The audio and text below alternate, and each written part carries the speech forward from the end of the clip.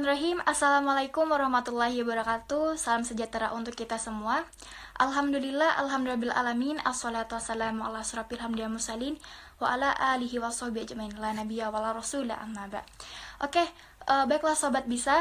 Kembali lagi di program Bisa, yaitu bincang santai bersama Triska di program di Teras Pembicara. Nah, di kali ini itu adalah episode 24 yang mana aku akan mengundang salah satu narasumber yang kece banget, sastrawan internasional, penulis buku, kemudian juga jadi jurnalistik. Wah, keren banget lah pokoknya. Tapi untuk sobat Bisa yang belum melihat dari episode 1 sampai episode 23, bisa lihat di Instagram Teras Pembicara, karena kami setiap hari akan mengundang narasumber yang kece-kece, yang bagus-bagus seperti pengusaha, CEO, dan sebagainya. Wah. Nah, tapi yang bagi teman-teman, bagi sobat Bisa yang belum mendengar podcast kita, bisa lihat dan dengar di podcast Teras Pembicara. Oke? Langsung saja, yaitu kita akan mengundang salah satu narasumber yang keren banget, yaitu namanya Kak Muhammad Subhan, yang mana Kakak Muhammad Subhan ini adalah salah satu sastrawan internasional dan juga founder dari FAM, yaitu Forum Aktif Indonesia, yang mana di situ juga banyak juga orang-orang penulis, kemudian penulis dari berbagai negara juga, kemudian juga menjadi salah satu sastrawan internasional yang aktif dalam bidang artikel, cerpen, puisi. Dan oke, langsung aja ya, untuk mempersingkat waktu, pasti banyak banget teman-teman pengen tahu cara-cara Kak, gimana sih cara buat artikel yang baik dan benar, dan Kak, gimana sih buat novel yang baik dan benar dan bagus biar menarik konsumen.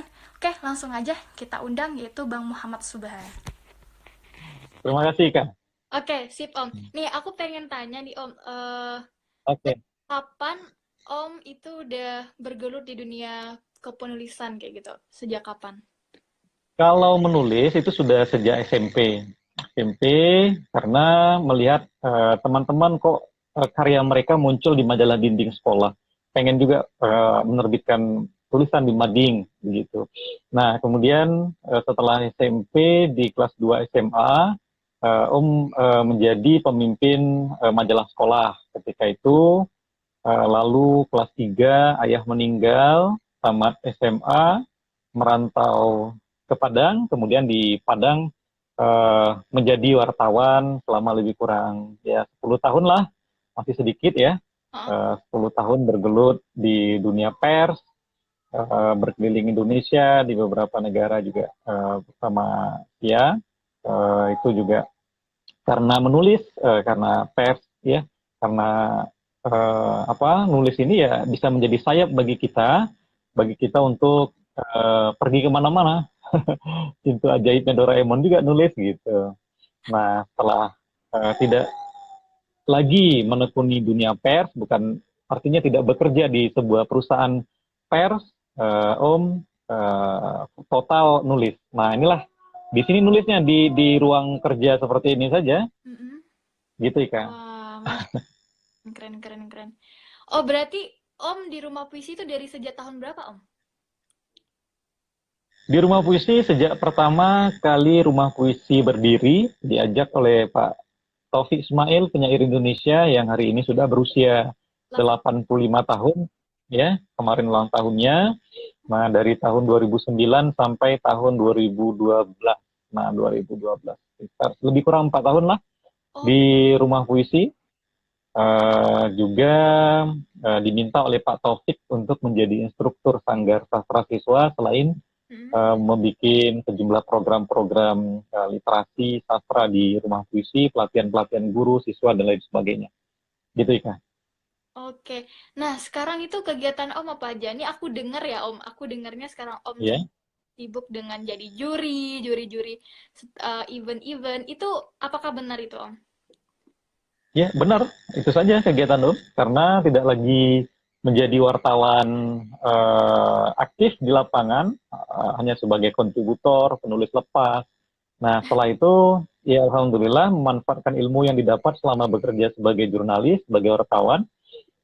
Akhirnya berkolaborasi dengan sekolah-sekolah, dengan kampus untuk melakukan pelatihan pendampingan, tepatnya pendampingan siswa, mahasiswa terutama sekolah-sekolah di SD, SMP, SMA di Sumatera Barat, wabil khususnya, dan beberapa sekolah menjadikan Om sebagai konsultan media sekolah mereka, termasuk Oh, juri-juri, narasumber seminar dan lain sebagainya.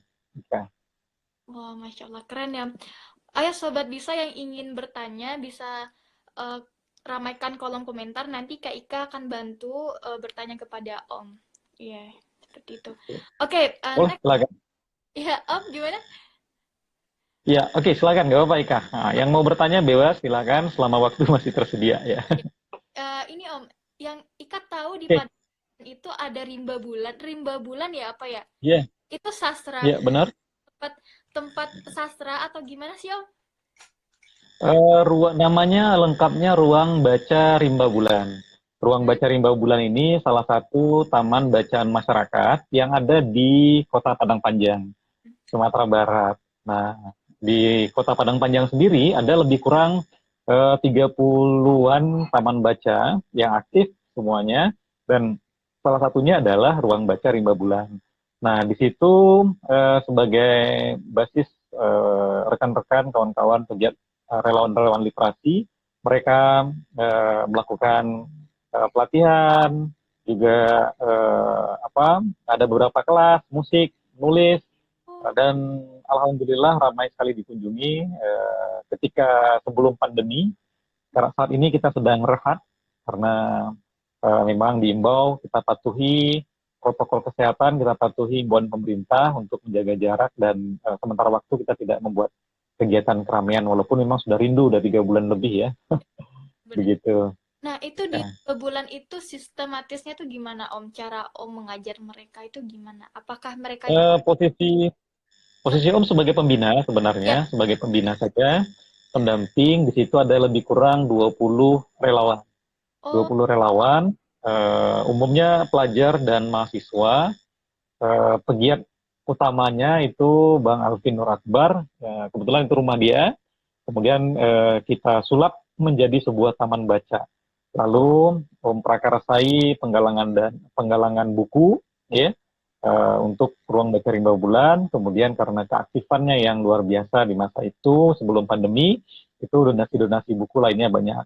Nah, hampir setiap minggu itu selalu ada kunjungan-kunjungan rombongan dari sekolah pelajar-pelajar yang ingin diskusi dengan kita, sama seperti rumah puisi juga ketika dulu ramai didatangi oleh sekolah-sekolah, begitu kan? oke. Nih kita masuk ke intinya ya Om Iwidi. Jadi di Oke. itu tips and tricks how be to good writer gitu. Nah, di sini banyak banget yang nanya Ya. Hmm. jadi writer yang emang the best lah, bagus lah kayak gitu gimana Om? Oke. Ya, kalau teman-teman ingin menjadi penulis ya, terutama yang pemula, kalau senior saya kira sudah bisa membagikan ilmunya kepada banyak orang. Nah, bagi yang pemula, dipetakan dulu mau nulis apa. Jadi judulnya karya tulis. Nah, karya tulis itu terbagi dua, ada fiksi, ada non Fix. fiksi. Nah, fiksi itu ada cerpen, puisi, novel, kemudian non fiksi itu ada artikel, berita, ya karya ilmiah dan lain sebagainya. Nah, dari dua jenis karya tulis ini, kawan-kawan harus fokus dulu. Fokus mau nulis apa. Nah, mau nulis apa? Misalnya pilih salah satu, oh saya berbakat nulis fiksi. Fiksi misalnya puisi, ya, atau cerpen atau novel. Nah, saya sarankan yang paling mudah untuk tahap proses menulis adalah menulis puisi dulu. Kenapa puisi? Karena puisi bisa ditulis dengan sangat sederhana, bahkan satu kata, satu huruf bisa menjadi sebuah puisi. Nah, misalnya puisi yang ditulis oleh penyair Hamid Jabbar, judulnya Doa. Doa. Amin. Hanya Amin. satu kata saja, ya.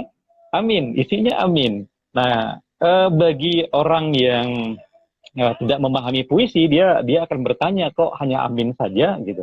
Tapi ketika seorang membaca puisi dengan judul Doa karya Hamid Jabbar tadi, ketika dibacakan amin, bisa saja dia dalam hatinya dia baca doa begitu. Doa, diam sejenak, lalu dia amin dalam disebutkan, divisualkan, amin begitu. Nah, setelah mampu memilih diksi, satu kata, dua kata, coba belajar satu baris, dua baris. Ada puisi yang ditulis oleh judulnya Malam Lebaran, Bulan di Atas Kuburan. Satu baris saja, satu baris saja. Tapi ketika itu, puisi Malam Lebaran, Bulan di Atas Kuburan itu sangat menjadi perbincangan, perdebatan oleh banyak orang. Nah, nanti kalau sudah mahir satu kata, dua kata, satu baris, dua baris, lalu melompat ke satu bait, dua bait, satu halaman, dua halaman, nanti bisa jadi cerpen, bisa jadi novel. Artinya dimulai dari sedikit, sedikit, lama-lama akan menjadi Bukit. buku. Buku ya, lama-lama akan menjadi buku. Jadi rumusnya sederhana aja, Ika. Kalau satu hari, ya ini proses latihan. Satu hari menulis satu halaman dibiasakan atau satu puisi, maka seminggu akan terkumpullah 7 puisi. Sebulan 30 puisi, setahun 365 puisi. Nah, kalau kawan-kawan berbakat nulis cerpen ya, banyak-banyak saja baca cerpen-cerpen penulis-penulis yang sudah hebat. Banyak ya, Danarto, Seno Gumira Aji Dharma, ya, dan lain sebagainya. Banyak sekali cerpen-cerpen bagus. Pelajari bagaimana cara mereka menulis, lalu ya boleh untuk tahap awal epigon, ya, epigon itu ngikut gaya mereka, tapi bukan plagiat. Kalau plagiat itu mencuri karya orang lain lalu mengklaimnya sebagai karya sendiri, itu tidak dibenarkan. Nah, kalau nanti seandainya sudah mahir nulis cerpen, lalu berangkat ke tahap tulisan lebih panjang, novel. Karena novel membutuhkan energi yang lebih besar karena bisa 200-300 halaman. Nah, kemudian trik lainnya, tiga kata saja yang perlu dipraktikkan oleh teman-teman, terutama yang pemula ingin menjadi penulis, ya, itu A, B, G. Nah, A pertama, aktif. Seorang penulis itu harus aktif di mana saja. Seperti hari ini kawan-kawan bergabung di channelnya Ika, nah di IG-nya Ika, itu karena kawan-kawan aktif, gitu. Karena teman-teman aktif ingin mendapatkan sesuatu dari IG-nya Ika. Nah, aktif berkegiatan, aktif mengikuti seminar, aktif berdiskusi, pokoknya aktif apa saja. Yang kedua, B, baca. Syarat menjadi seorang penulis, dia harus banyak baca, Ika. Baca apa saja. Maka di belakang saya ini, lemari saya ada lebih kurang ya 4 ribuan buku lah. Kalau dibandingkan buku-buku penulis lain, ya itu ada 10 ribu, bahkan ada 20 ribu. Rumah Puisi Taufik Ismail itu 30 ribuan eksemplar, 11 ribu judul. Nah, ada lagi yang 40 ribu, begitu. Nah, seberapa banyak Anda membaca buku, segitulah kepala kita akan diisi oleh kosakata, oleh ilmu, oleh wawasan, dan lain sebagainya. Nah, A, B, G. G, gaul. Nah, seorang penulis harus gaul. Gaul artinya dia bergaul, berteman dengan siapa saja. Ya, alhamdulillah hari ini Om kenal dengan Ika, yang alumni MAN Foto Baru Padang Panjang, alumni siswa Sanggar Sastra Rumah Puisi, sekarang mahasiswa di sebuah perguruan tinggi di Turki. Nah, karena pergaulan seperti ini, akhirnya Ika ngundang Om, kan? Ya. Kalau nggak bergaul seperti ini, Ika nggak akan undang Om. Siapa Muhammad Subhan itu, kan gitu. Nah, amalkan itu, yang mau menjadi penulis, aktif, banyak baca, dan gaul lah. Nah, kemudian satu lagi triknya, kuasai bahasa. Semakin banyak kita menguasai bahasa, ya alhamdulillah kalau bisa bahasa asing, seperti Ika menguasai bahasa Arab, bahasa Turki, dan lain sebagainya, teman-teman menguasai bahasa Mandarin, bahasa-bahasa negara lain, ya itu luar biasa akan memperkaya kosakata kita. Buya Hamka, dia tidak tamat SD. Nah, Buya Hamka tidak tamat SD, hanya sampai kelas 2 sekolah dasar, kemudian dia belajar di pesantren, itu pun tidak lama, tapi dia mahir berbahasa Arab. Karena mahir berbahasa Arab, kemudian dia bisa merantau ke Mesir, berguru kepada banyak ulama-ulama Mesir, ya, lalu dia naik haji, lalu dia suka dengan karya sastra, dia baca seluruh karya-karya sastra penyair-penyair, pujangga-pujangga Mesir, lalu dia pulang ke Indonesia mengerang karya sastra yang berangkat dari sumber-sumber bacaan sastrawan-sastrawan Arab, di antaranya lalu lahirlah novel-novel dia yang sangat hebat-hebat itu. Ada Merantau ke Delhi, ada Tenggelamnya Kapal Penderuit, Di Bawah Lindungan Ka'bah, dan lain sebagainya, banyak sekali. Begitu, Ika. Oke, sip Om. Ini Om udah berapa buah novel yang Om buat sendiri Om? Om setelah tidak lagi bekerja sebagai wartawan, pada tahun 2010 sudah memproses sebuah novel, judulnya Rinai Kabut Singgalang, dan terbit 2011. Nah, 2010 itu Om tulis di Rumah Puisi Taufik Ismail, 2011 terbit, lalu itulah yang membranding Om sebagai penulis novel sampai lahir novel kedua pada tahun 2015, judulnya Rumah di Tengah Sawah. Di Tengah Sawah ini pada tahun 2017, dia lahir 2015, 2017-nya mendapat apresiasi dari perhelatan Ubud Writer and Reader Festival di Bali, dan Om diundang ke sana untuk pertemuan penulis Asia Tenggara, ikut berbicara bersama penulis-penulis dunia lainnya di sana. Artinya dengan novel dia bisa menjadi sayap juga. Setiap karya akan punya nasibnya sendiri. Lalu setelah itu ada Rumah Masa Kecil. Nah, Rumah Masa Kecil ini sedang Om rampungkan. Bagi yang mau tahu bocorannya bisa di Wattpad. Om nulis di Wattpad juga di sana. Juga ada beberapa buku cerpen. Ya, baru nulis. Ika suka Ada di Wattpad. Ya, tentu ya Om sekedar nulis saja.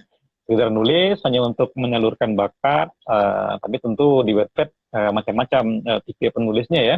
Nah, Om fokus ke karya Om saja, hanya sekedar untuk menyalurkan unek-unek di situ, lalu membagikannya lagi. Jadi saya kira media sosial penting dimiliki oleh penulis, terutama pemula, agar dia bisa meng-share ya, menyebarkan karyanya lebih luas. Karena kalau hanya berpatokan pada satu media, ya hanya satu media itu sajalah jangkauan karya kita. Lalu ada buku kumpulan cerpen Bensin di Kepala Bapak, ada buku kumpulan puisi Sajak-sajak Dibuang Sayang, Ular Dalam Diri, dan beberapa manuskrip yang belum terbit, dan puluhan buku bersama. Buku bersama ini antologi bersama dengan banyak penulis, baik Indonesia maupun luar negeri. Begitu, Ika. Oke, kalau yang untuk kayak cerpen dan puisi, itu biasanya kan Om jual nggak sih Om? Dijual nggak Om? Pasti, ya. Seorang penulis itu sebenarnya dalam tanda petik dia pedagang juga, ya. Iya. Pedagang apa? Pedagang kata-kata, begitu. Jadi kalau hanya sekedar menulis tidak mendapatkan sesuatu, ya artinya ya hanya melepaskan hobi saja, begitu. Nah, sebuah karya sebaiknya dikomersilkan sehingga ada istilah writer-trainer, ya, penulis yang juga pengusaha. Ya, dia bisa berkarya seproduktif mungkin, lalu dari karya-karyanya itu dia bisa jual. Nah, ketika karya kita terbit di sebuah penerbit besar misalnya, seperti Terelie, Andrea Hirata, dan penulis-penulis populer lainnya Indonesia, itu karya-karya mereka terbit di penerbit-penerbit besar, lalu penerbit itulah yang menjual buku itu, lalu kita beli, kita baca, bahkan difilmkan, dan nanti uangnya akan mengalir kepada si penulisnya yang disebut sebagai royalti. Nah, Om juga menjual sendiri kadang-kadang, mempromosikan sendiri. Ya alhamdulillah lumayan, banyak juga yang kontak begitu. Nah, jadi teman-teman yang akses channel Ika ini, kalau ingin membeli buku, mendapatkan buku-buku, ya kontak saja di sini. Oh iya, siap-siap. Nanti akan promosikan di sini. Oke, siap Om. Oke, terima kasih. Om, nah banyak banget yang ngeluh soal kayak artikel Om dan esai. Hmm? Anak yang Hmm. itu kan pasti mereka tuh kan akan ngeplay beasiswa, ngeplay kuliah, itu kan Ya, namanya esai. Nah, jadi di sini tuh Ika ya, pengen tanya sama Om, membuat esai dengan yang baik dan benar itu dari mana dan bagaimana? ya Ika. Esai salah satu karya eh, lebih ringan dari artikel. Nah, kalau artikel itu bahasanya kaku, bahasanya ilmiah, ya. Nah, Dia butuh referensi-referensi yang lengkap dan berimbang. Nah, esai itu tulisan ringan, tulisan yang sederhana. Bahkan dalam tulisan itu bisa memakai sudut pandang aku, saya, misalnya saya tertarik untuk kuliah di Turki, titik. Lalu saya mencari beasiswa melalui Google, nah, titik, bla bla bla gitu. Jadi bisa beraku dalam sebuah essay. Nah, kalau dalam artikel cenderung memakai bahasa yang baku, kaku, misalnya penulis ingin mendapatkan sesuatu dari kunjungan ke kota-kota ini begitu. Nah, essay ini bagi teman-teman yang ingin belajar menulis sebuah essay yang keren, saya merekomendasikan satu nama penulis Indonesia, jurnalis yang sangat andal menulis essay, itu bernama Gunawan Muhammad. Nah, saya banyak membaca catatan-catatan pinggir Gunawan Muhammad ya di Tempo, itu asik sekali bahasanya. Bahasanya ringan, tidak terlalu berat, walaupun tidak terlalu berat, tapi referensinya banyak, referensinya penuh, dan membuat kita berpikir secara tidak langsung. Kadang-kadang kita dikritik dari essay-essaynya, walaupun essay itu tidak ditujukan kepada kita. Begitu, Ika. Nah, Oh, jadi sebenarnya kalau ada calon-calon mahasiswa yang mendapatkan beasiswa, misalnya, uh, si penyelenggara itu menyuruh kepada si calon penerima beasiswa ini, ya tulislah sebuah essay, tulisan ringan sebenarnya, hmm? apa keinginan si mahasiswa ya setelah dia menjadi mahasiswa itu, penerima beasiswa itu misalnya. Jadi dengan kata-kata yang ringan sebenarnya. Itu Oh, essay kan. oke oke. Jadi setiap negara itu Om yang Ika ketahui banyak Ya, banget itu mereka tuh meminta untuk membuat esai sekitar 3.000 iya, karakter gitu. Nah, jadi di iya, sana benar. yang bertanya soal itu gitu kan, tipsnya tuh gimana. Jadi Iya. tipsnya tuh awalnya tuh harus general kah apa gimana Om? Berawal Hmm. general terus berakhirnya gimana gitu. Susunannya gimana tuh Om? Iya, biasa saja. Ada pembuka, ya, pembuka, isi, penutup. Nah, pembuka itu ya to the point saja, ke pokok masalahnya gitu. Jangan jangan mukadimah. Kadang-kadang orang Ya, nulis itu kan pakai mukadimah seperti pidato, ya kan? Itu to the point saja kepada pokok masalahnya apa. Lalu nanti di bagian isi lebih padat. Nah, lebih padat, kalau perlu ditambah dengan referensi-referensi, tapi bukan referensi yang bercatatan tubuh atau bercatatan kaki. Jadi ya biarkan lepas begitu saja, tapi dia tetap dapat dipertanggungjawabkan begitu. Nah, nanti penutupnya ya seperti tulisan artikel, ya penutup dia sebuah kesimpulan begitu. Sebuah kesimpulan dari essay kita. Intinya ada masalah dalam tulisan, ya semua tulisan baik essay, puisi, cerpen, artikel dan lain sebagainya. Satu intinya masalahnya apa. Nah, dalam essay juga begitu. Masalahnya apa? Nah, masalah itu harus diurai, ya, diurai. Jangan nanti tulisan Ika, esai Ika hanya isinya masalah semua, ya. Dari pembuka masalah, masalah, penutup juga masalah. Kalau isinya masalah semua, Ika bukan orang yang menyelesaikan masalah, tapi menambah masalah. Ini yang repot, eh, ya. bener Ini banget. yang repot. Nah, jadi tulislah sebuah esai yang mencerahkan, ada pokok masalahnya, kemudian dari masalah itu bisa dijabarkan dan punya solusi, dan solusi itu pendapat pribadi kita, pendapat pribadi Ika yang menulis itu. Sehingga penyelenggara beasiswa, dia ketika menerima sebuah essay dari calon penerima beasiswa itu, mereka membaca, oh ternyata keinginan si calon penerima beasiswa itu begini-begini. Nah, tapi juga jangan terlalu banyak mengutip, ya, kutipan orang semua, kutipan, kutipan, kutipan, kutipan. Kalau isinya kutipan semua, isinya kepala orang semua, lalu kepala kita apa yang ada di situ? Ya Ya, sama aja kita ngutip, plagiat gitu kan. lagi ya tuh. Ah, ah. Mm-mm. Next ya Om. Nah, Om kan Oke. Mm-mm. fakta atau mitos nih kita berbincang tentang fakta dan mitos nih sekarang. Nah, Baik. Mm-mm. fakta atau mitos kalau Om tuh sering ke luar negeri diundang menjadi kayak motivator kepenulisan? Fakta Ya, atau fakta, fakta? Wah, keren. fakta. Wah, Masya Ya, Allah. benar. Wah, itu biasanya Oke. Om? Misalnya kan ke negara mana, kayak gitu, ke negara Malaysia kah? Apa? Kayak gitu. Ya, yang sering ngundang itu Malaysia, Singapura ya. Kita terutama terkait dengan sastra, ada pertemuan-pertemuan penyair Hmm? diundang, juga pernah dibawa oleh komunitas di Padang, salah satu komunitas di Padang, karena Om jadi juri lomba cipta puisi, lalu hadiahnya ke Malaysia, misalnya ke Kuala Lumpur misalnya ya. Nah, Om diberangkatkan, bukan berangkat tapi diberangkatkan ya Diberangkat, ke sana.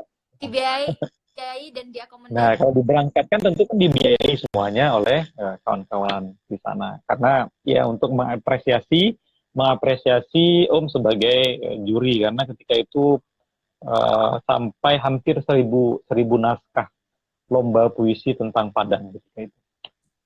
Oke. Masya Allah, keren ya teman-teman, itu ternyata. Berarti Ini ini satu fakta gitu. Izin bentar ya. Om, nyapa. Dan itu bukan hanya Om, penulis-penulis lain pun begitu Om. Kira yang sudah mencapai taraf apa ya karir kepenulisannya oke gitu ya. Tapi Om juga masih dalam proses juga kok. Om, izin bentar untuk menyapa sobat kita. Baik, Sobat, siap silakan. untuk sobat bisa bincang santai bersama Triska di teras pembicara yang ingin berkomentar bisa di bawah ini. Langsung bertanya, nanti Kak Ika akan bantu bertanya kepada Om. Oke? Oke, lanjut ya Om. Eh, ini kan novel Om ini genrenya apa sih Om? Novel Om. Eh, Novel Om kalau Rumah di Tengah Sawah itu tentang persahabatan ya. Hmm? Juga masalah persahabatan tiga anak eh, yang usia sekolah dasar, mereka tolong menolong, tapi ada poin penting di situ, ada masalah sosial yang terjadi. Nah, masalah sosial di situ ada penggusuran dilakukan oleh oknum aparat setempat sehingga rumah yang berada di tengah sawah itu suatu hari digusur. Nah, ini temanya keluarga dan persahabatan sebenarnya. Kalau novel Rinai Kabut Singgalang di situ ada cukup kompleks, ada masalah adat, masalah asmara, ya asmara dalam arti tema-tema cinta ya, tapi dengan bukan vulgar ya, ada pesan-pesan moralnya juga di situ, juga ada masalah sosial yang terjadi di itu.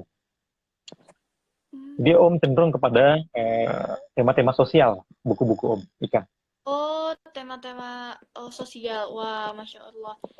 Bagus sekali nih Om. Oke, next nih Om. Nih, Ya. Ika ini Hmm, dengan Ika sendiri ya, dengan masalah dengan Oke. sendiri, Ika tuh pengen buat buku puisi, misalnya itu Hmm, antologi puisi. Cuman pertamanya emang semangat Om, cuman pas pertengahan-pertengahan tuh udah ngedown gitu. Karena kita itu hmm, pusing memikir inspirasi-inspirasi baru gitu loh. Jadi cara ya. kan kata orang inspirasi itu bukan di bukan dicari tapi diciptakan. Nah, cara menciptakan inspirasi yang menarik itu gimana, Om?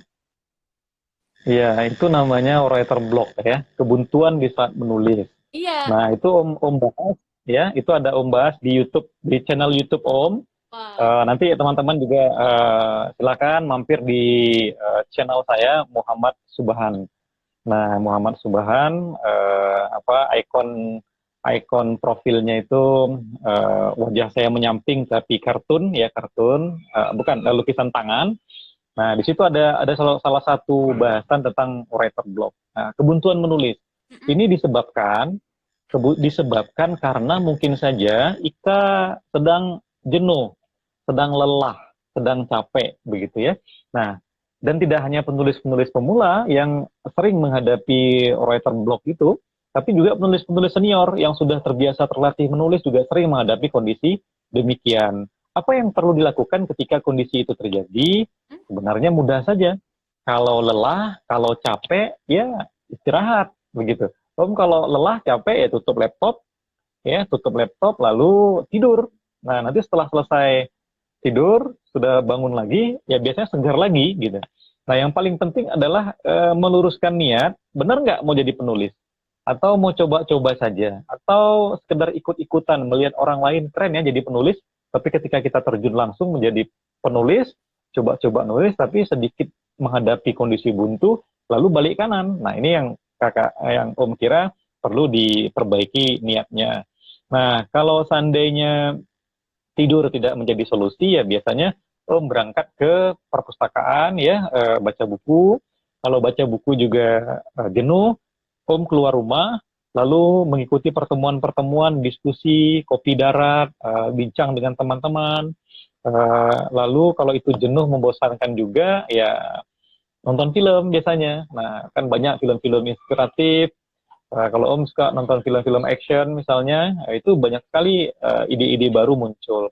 Biasanya kalau sudah melakukan aktivitas-aktivitas itu nanti bisa bisa fresh lagi. Atau langkah yang terakhir traveling. Nah, Om suka jalan-jalan, jadi keliling kemana aja, semakin jauh berjalan. Ini kata Imam Syafi'i, semakin banyak yang kita lihat, semakin banyak yang kita lihat, semakin banyak yang kita tahu, semakin banyak yang kita tahu akan semakin banyaklah yang akan bisa dituliskan. Nah, Ya, jadi Ika yang berada di Turki ini luar biasa, bukan saja mencari ilmu di sana, tapi juga pengalaman selama di Turki ya itu kalau pulang ke Indonesia itu bisa melahirkan novel atau di sana tulis novel ya novel tentang latar Turki ya seperti Habibur Rahman El Shirazi menulis ayat-ayat cinta berlatar Mesir ya begitupun Negeri Lima Menara yang ditulis oleh Ahmad Fuadi juga berlatar negara-negara yang dia kunjungi banyak novel-novel lainnya iya gitu benar. Ikan.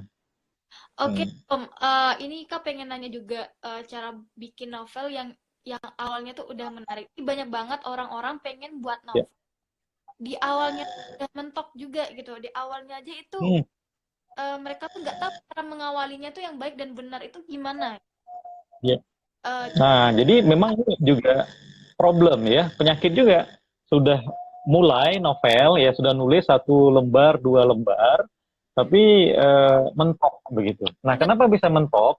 Mungkin saja, Ika, mungkin saja bahannya tidak cukup, idenya nggak cukup, hanya sekedar ingin nulis novel, lalu pendukung dari penguatan-penguatan bahan tadi tidak cukup. Maka walaupun yang ditulis adalah novel, ya dianjurkan setiap penulis novel tadi melakukan riset, melakukan riset. Nah tadi ini ada yang nyapa dari Sudan, alumni Kak Kauman, wah keren ya, selamat sore di waktu Indonesia. Nah latar Sudan juga keren gitu, latar Turki juga keren ya, buat saja, kumpulkan saja bahan-bahannya, kemudian dibagi bab-babnya. Nah, bab-babnya, misalnya begini, Om mau mencontohkan cara nulis novel yang paling mudah. Temanya keluarga, misalnya. Misalnya keluarga Ika ya. Nah, ceritakan tentang sosok ibu. Nah, ibuku seorang perempuan pilih tanding, titik. Dia cantik, titik. Dia suka makan nasi goreng. Nah, ibu jadi seorang pekerja keras, lebih ke ya, bla bla bla. ya Om, lebih perkenalan tokoh ya. Ya, untuk tahap awal, untuk tahap pemula, Om kira nggak masalah. Kita kenalkan dulu sosok ibu kita, ya. Nanti ciptakan beberapa dialog. Nanti mungkin 2 halaman, 3 halaman tentang sosok ibu. Lalu di bab kedua tentang sosok ayah. Nah, ayahku lelaki yang tidak pernah kudengar satu kata pun keluhan dari bibirnya. Misalnya bla bla bla ayah gitu ya. Nah, nanti 2-3 halaman selesai. Nanti ceritakan sosok kakak, sosok abang, bab berikutnya sosok adik, lalu bab berikutnya sosok nenek misalnya. Nanti di tengah-tengah ciptakan konflik.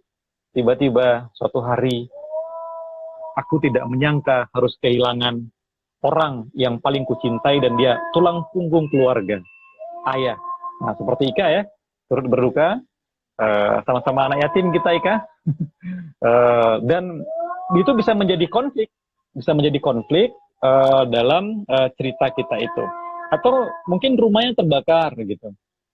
Mungkin rumahnya terbakar, atau ada kasus-kasus lain ya yang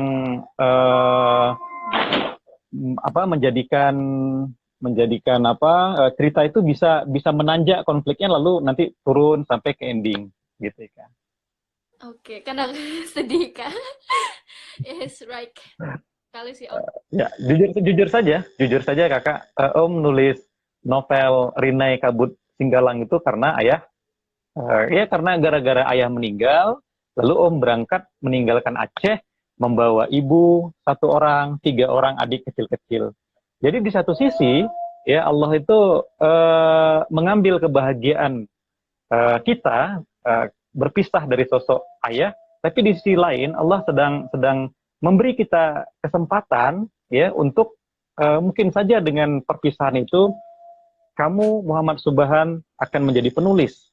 Nah, Ika, kamu dengan perpisahan dengan ayah, kamu akan menjadi penulis atau kamu akan berada di Turki menjadi orang keren nanti di sana. Nah, begitu Ika. Jadi ya kita nikmati saja hidup ini ya, biarkan dia mengalir dan semuanya itu adalah ladang ladang inspirasi bagi para penulis sebenarnya.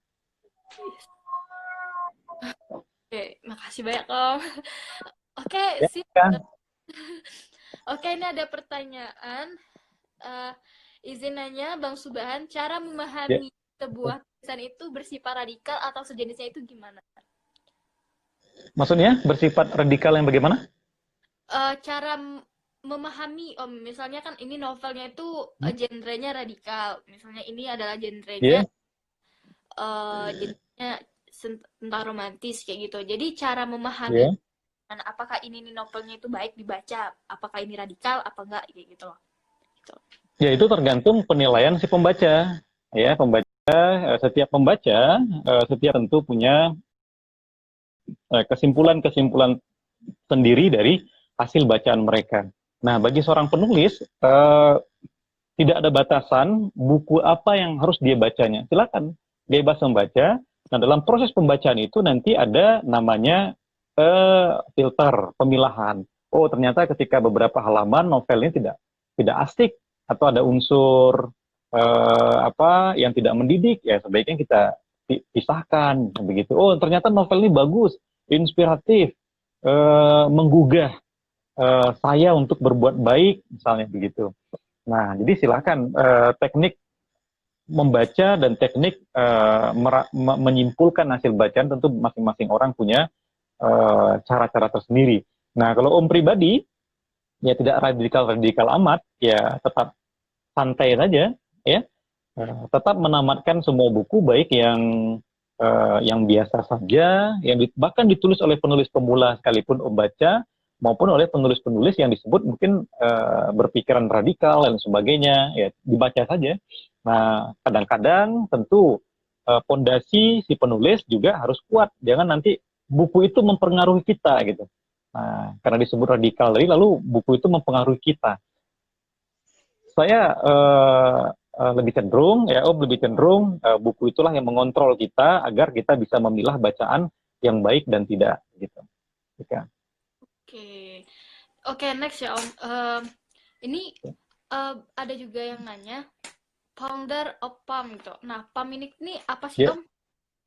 Forum aktif menulis. FAM ini adalah sebuah komunitas kepenulisan yang berbasis di Jawa Timur, di Pari, Kediri. Kebetulan yang mendirikannya Om bersama kawan-kawan di sana. Pada tahun 2012 setelah Om tidak lagi bekerja di rumah puisi Taufik Ismail. Nah, kalau selama ini kita mengenal ada Forum Lingkar Pena, ya agak-agak mirip begitu, ya. Ada FAM Indonesia, ada komunitas-komunitas lainnya, ada komunitas bisa menulis dan lain sebagainya. Nah, awalnya FAM berbasis di Facebook ketika itu. Lalu kita membuat kantornya di dekat kampung Inggris di Pari, Kediri, dan hari ini mungkin anggotanya sudah mencapai 11 ribuan dari Sabang sampai Merauke dan beberapa negara lainnya. Oke. Itu kalau seandainya sobat bisa ingin daftar di PAM itu boleh nggak sih Om? Boleh, ada websitenya ya, www.famindonesia.com. Atau kalau ingin langsung belajar atau ya diskusi dengan Om tulis menulis, ya belajar tulis menulis, nanti bisa bergabung di kelas menulis daring Om. Karena selama pandemi 3 bulan terakhir Om buat kelas online. Judulnya kelas menulis daring. Jadi tidak hanya Om yang menjadi instrukturnya, tapi juga mendatangkan banyak instruktur tamu lainnya, seperti Ika mendatangkan Om di ruang kelas Ika ini begitu. Nah, besok tanggal 28 Om mengundang penulis novel terkenal Indonesia itu Mas Golagong ya untuk hadir di ruang kelas daring Om. Silakan teman-teman nanti yang ingin bergabung di kelas ini ya hubungi saja nomor WA saya nanti. Oke, itu yang kelas online itu berbayar nggak, Om? Tidak, gratis. Nah, free. Nah, beberapa penulis membuat kelas-kelas berbayar, tapi Om murni gratis. Sampai hari ini belum berniat untuk memungut uang, tapi alhamdulillah dari situ ya soal rezeki itu pasti datang dari pintu-pintu tidak terduga saja. Salah. Masya Allah, keren. Oke, ini sekarang kegiatan selama pandemi berarti ngisi kelas online ya gitu ya, Om? Kelas online. Kelas online juga nulis.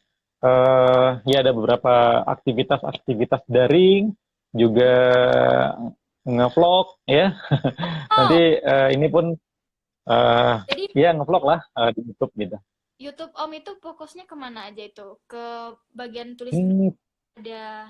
Iya ke penulisan dan literasi, dan YouTube ini kebetulan baru baru Om operasikan ya sebagai ya kegiatan apa saja, hiburan atau menambah media untuk branding dan lain sebagainya gitu Ika. Oke, izin bentar ya Om untuk menyapa sobat-sobat yang baru. Oke, Halo baik sobat silakan bisa, Ika. halo sobat bisa yang ingin bertanya bisa ramaikan di kolom komentar yang bertanya tentang kepenulisan itu gimana, artikel tuh gimana sih, apa sih perbedaannya artikel dan esai, kemudian artikel dengan apa, blog gitu. Nah oke, bisa langsung bertanya di bawah ini, nanti Kak Ika akan bantu bertanya ke Om Subhannya. Oh ya Om, aku ingin bertanya, kalau seandainya kita Iya, ingin di blog itu gimana sih? Aku sampai sekarang tuh masih bingung cara menulis di blog tuh gimana. blog ya Ika harus punya blognya ya, apakah berbasis blogspot Itu ya, berbayar. blogspot.com atau WordPress. Kalau blog Om kira nggak berbayar, gratis gitu kan. Nah, blog banyak juga yang jadi blogger gitu. Nanti bisa masang iklan Google. Nah, tapi Om belum belum belum mengarah ke blog, walaupun blog punya ya untuk tulisan-tulisan Om yang sudah terbit di beberapa media, itu rinaikabut.singgalang.wordpress.com. Nah, itu website personal, blog itu sifatnya pribadi untuk cenderung kalau Om pribadi untuk mengumpulkan tulisan-tulisan Om begitu. Tapi ada penulis-penulis lain yang mereka juga mendapatkan uang dari blog-blog mereka begitu. Tapi Om tidak cukup paham tentang bagaimana mereka bisa mendapatkan uang dari blog mereka. Ya, itu gimana? Kalau menurut Om, tahu nggak Om sedikit sedikit sharing di sini cara mendapatkan uang dari Ya, blog? ya tentu nanti blognya didaftarkan di Google ya, AdSense-nya, iklannya didaftarkan. Secara teknis nanti bisa juga buka Google cara mendapatkan uang dari blog misalnya. Ya, itu akan keluar artikel-artikelnya. Om kira mudah, tapi tentu saja yang paling penting kalau sudah punya blog, ya bagaimana mengisi blog itu benar-benar hidup gitu. Sama seperti YouTube sebenarnya. Orang sekarang ramai-ramai YouTube gitu, YouTube. YouTube kan nanti minimal 1.000 subscriber, juga 4.000 jam tayang, itu sudah bisa didaftarkan untuk mendapatkan iklan Google. Ya, iklan Google. Nanti dari sanalah para YouTuber itu mendapatkan uang, seperti Atta Halilintar, ya, Raffi Ahmad, Mbak Im Wong, dan lain sebagainya, banyak sekali. Dan JS dan lain sebagainya. Gitu. Ika. Oke. Sekarang dengan adanya mesin pencari Google, apapun pertanyaan teman-teman itu akan sangat mudah menemukan jawabannya, gitu. Baik bagaimana menjadi YouTuber, menjadi blogger, ya, menjadi penulis, gitu. Nah, tapi tentu saja interaksi seperti ini tetap dibutuhkan karena yang tidak ada di dalam Google itu adalah semangat dan rasa, gitu. Nah, kalau bertatap muka, bertemu face to face seperti ini kan ada rasa dalam arti memberikan semangat kepada kita. Oh, ternyata menjadi penulis itu enak ya. Menjadi blogger itu asik ya. Menjadi blogger, menjadi YouTuber itu keren ya, gitu. Nah, di situ motivasinya dibanding kita hanya membaca artikel di Google yang tidak ada ruh seperti benda mati begitu saja, gitu Ika. Oke Om, ini pertanyaan yang banyak banget yang di kolom komentar kemarin. Oke. Cara meningkatkan minat dan bakat kita dalam bidang kepenulisan itu gimana Om? Sedangkan saja di era sekarang, di era zaman milenial ini banyak banget orang tuh karena adanya teknologi mereka lebih banyak mencari informasi di Google gitu. Yang perlu kita informasikan harus juga di buku, memperbanyakkan baca. Nah, sekarang itu kecil peminatnya. Nah,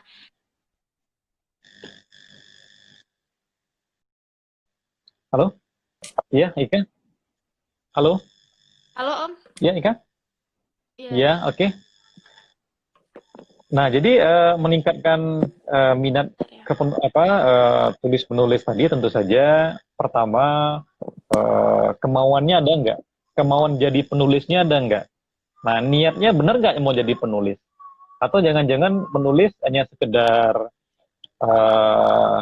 hanya sekedar ikut-ikutan, mut-mutan begitu.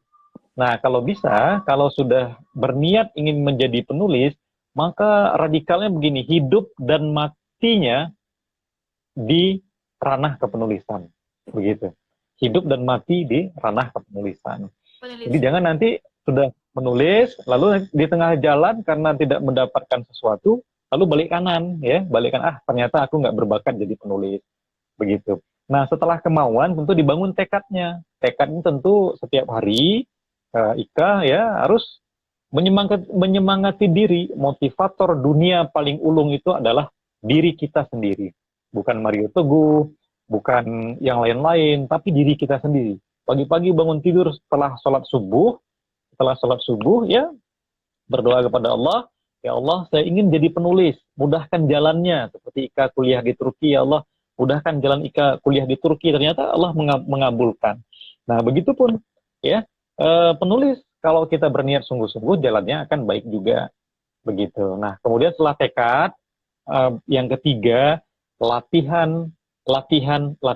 Kata penulis Amerika, ya, tidak ada orang yang mau jadi penulis tapi tidak pernah berlatih. Coba lihat sebuah pisau yang awalnya hanya besi buruk saja, tapi dibuat oleh manusia menjadi benda yang sangat cantik dan tajam. Tapi prosesnya dipukul, dibanting, dibakar, dipoles sedemikian rupa, lalu setelah menjadi bentuk benda tajam seperti itu, kalau dibiarkan saja, tidak pernah diasah, maka dia akan tumpul. Nah, pena kita, jari kita, pikiran kita, kalau tidak pernah diasah, tidak pernah dilatih untuk menulis lagi, ya pasti dia akan tumpul, dia akan berkarat. Bahkan mengetik satu dua kalimat saja susahnya minta ampun. Jadi latihan, dan latihan. Nah, setelah berlatih, artinya sudah ada karyanya. Setelah ada karya tulis itu, langkah berikutnya adalah berani menjadi editor untuk karya sendiri. Menjadi penyunting untuk karya sendiri. Nah, banyak sekali penulis-penulis pemula, Ika, setelah menulis dia, ya, tahap pertama itu sudah puas. Padahal belum sampai selesai di situ. Tapi tahap berikutnya adalah setelah karya itu selesai, ada tahapan editing. Editing ini berapa kali bacanya? Tidak cukup sekali, tapi berkali-kali, 5 kali, 10 kali, sampai betul-betul satu kata pun tidak ditemukan kesalahan ketik. Contoh kalimatnya begini, ketika ayah pergi ke pasar membeli kelapa misalnya. Nah, karena buru-buru ngetik tadi, ya, tidak ada proses editing, ketika buru-buru ngetik jadi ketiak, ya, maaf, ya, kelapa jadi kepala. Jadi kalau ketika ayah pergi ke pasar, jelas siapa yang pergi ke pasar? Ayah. Ya. Tapi kalau ketiak ayah pergi ke pasar, nah, jadi lucu. Orang membaca, orang bingung. Wah, ini ketiak kok pergi ke pasar gitu. Nah, begitulah perumpamaan kalau kita tidak hati-hati dalam proses editing. Nah, jadi baca berkali-kali dan sunting lagi, edit lagi sampai betul-betul karya itu betul bersih sebersih-bersihnya. Gitu ya, Kak. Oke. Oke, Om. Ini ada request lagi dari teman-teman. Oke. Om bacain puisi dong, gitu. Puisi ya. Iya, Tadi nggak dibilang harus nyiapin puisi. Nah, kapan dibacanya sekarang? boleh sekarang Om? Oke, Om baca satu puisi penyair dunia saja. Oke, boleh. Namanya John Comfort, ya. Oke. Judulnya Huesca. Jiwa di dunia yang hilang jiwa. Jiwa sayang. Kenangan padamu adalah derita di sisiku. Bayangan yang bikin tinjauan beku. Angin bangkit ketika senja. Ingatkan musim gugur akan tiba. Aku cemas pada kecemasanku sendiri. Di batu penghabisan ke Huesca. Batas terakhir kebanggaan kita, tenanglah sayang dengan mesra. Kau kubayangkan di sisiku ada. Dan jika untung malang hamparkan aku ke dalam kuburan dangkal, ingatlah sebisamu segala yang indah dan cintaku yang kekal. Terima kasih, Kak. Wah, Masya Oke. Allah. Nah, itu puisi John Comfort, ya. Dia seorang tentara berperang ke tentara Polandia, Inggris. Kemudian tewas. Dia menulis puisi itu untuk kekasihnya, ya, tapi gugur. Kemudian puisi itu menjadi puisi yang fenomenal karena diksi-diksinya sangat puitik dan heroik, terutama di bait terakhir. Dan jika untung malang hamparkan aku ke dalam kuburan dangkal, ingatlah sebisamu segala yang indah dan cintaku yang kekal. Gitu, Kak. Keren, Masya Allah. Om, ini kan banyak juga yang nanya sama Ika. Katanya itu orang yang bisa baca puisi belum tentu bisa buat puisi. Apakah itu benar ya, Om? Ya, benar, ya. Ada orang yang pintar nulis puisi tapi tidak bisa baca puisi. Ada Nah, orang yang pintar baca puisi tidak bisa nulis puisi. Ada yang pintar kedua-duanya, ada yang tidak bisa kedua-duanya. Pilih yang mana? itu kalau kita bisa kedua-duanya itu caranya gimana sih, Om? Bisa baca juga? Nah, kalau bisa dua-duanya itu lebih keren, ya. Lebih keren kalau bisa seperti misalnya Rendra, ya, dia bisa nulis puisi yang hebat tapi juga pembaca puisi yang hebat. Kalau di Sumatera Barat ada Iyut Fitra, dia penulis puisi yang hebat juga pembaca puisi yang hebat. Oh, Ada kabar. Taufik Ismail, ya, Taufik Ismail penulis puisi yang hebat juga pembaca puisi yang bagus walaupun dengan gaya Pak Taufik sendiri gitu. Oh, Masya Allah. Gimana kabar Ada. Citra sekarang, Om? Apa, Eka? Nah, Kabar apa?